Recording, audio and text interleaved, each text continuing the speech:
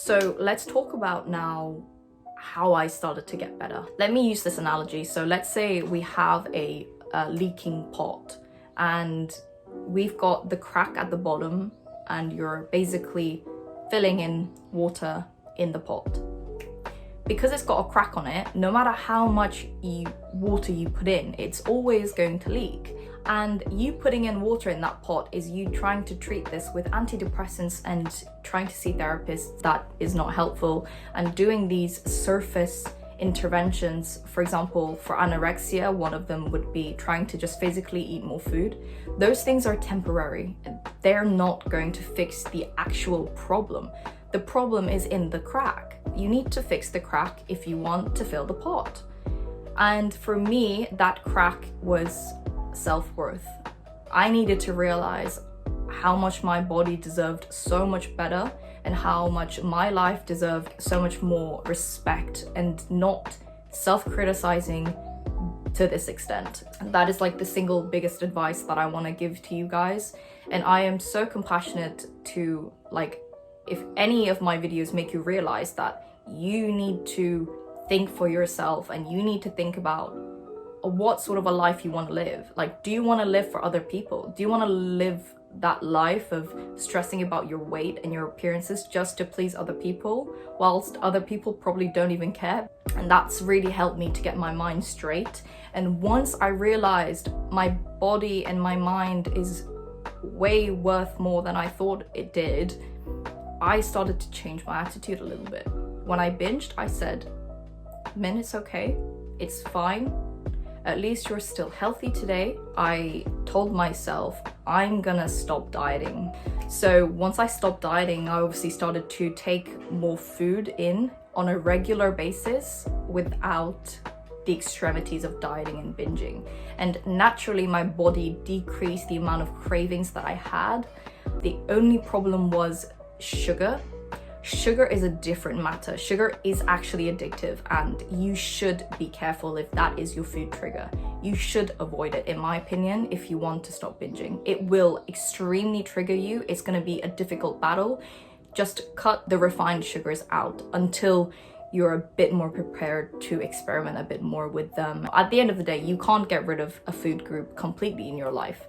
Sugar is good for you to boost your mood, to make you feel great, and you know, it tastes freaking insane. But I'm just saying, I personally had to go cold turkey because that constantly triggered my binging episode. Okay, so identify your triggers. Also, another tip that actually helped me so much, thinking about it now to get to this point, is to celebrate every progress, every single progress. I do not care how small it is. One meal that you didn't binge, look like you haven't binged, you're satisfied, you've had such a great time with your friends, that was great, let's do that again. So I think it's really important for you to not expect yourself to completely change overnight. This is going to take years. It took me 3-4 years to get out of this mess and get myself together. So be patient with yourself. The more you rush, the less stable that change is going to be. If you really want to get your life back that is independent from struggling with food, please give yourself plenty of time to change, and you know, you will make it. In case you're wondering, you know, how I am now, I would like to say that there are some residual symptoms, and I think it's pretty inevitable for many people who had suffered eating disorders. These issues are kind of in your mind and they reach sort of the subconscious level. For example, I automatically calculate calories. It's crazy. I just look at a food and I'm like, 350.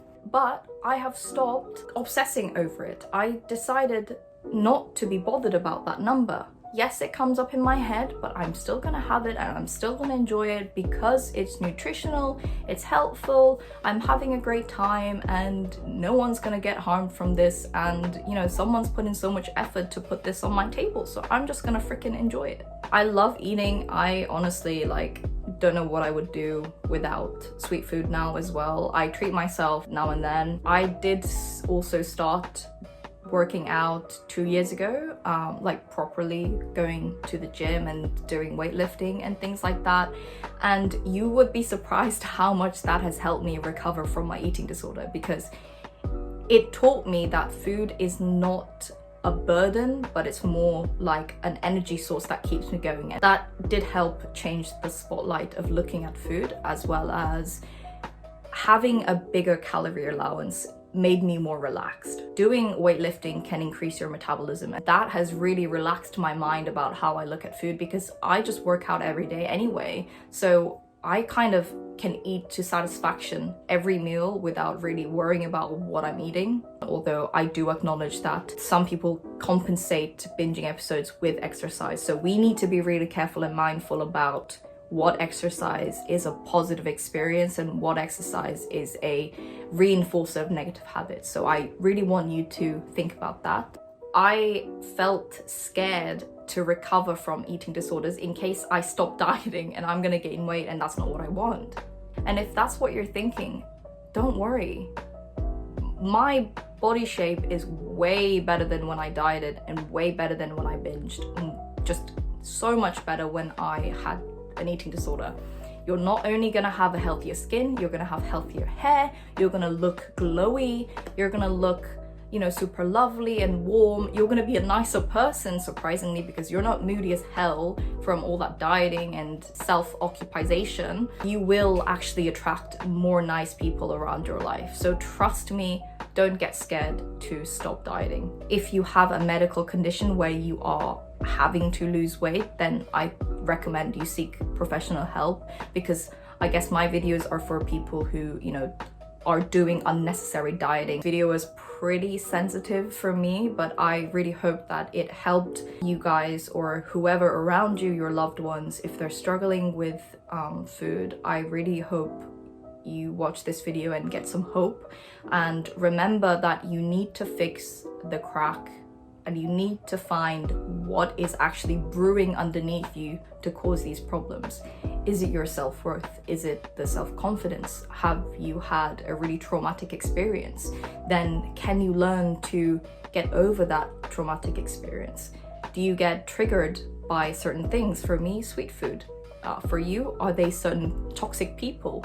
And can you cut them out? Are they certain environments? Are they stress? Then can you learn to disconnect stress and food? You need to understand what is causing this instead of just trying to stop the surface symptoms. And another one was to keep celebrating every single step that you progress forward.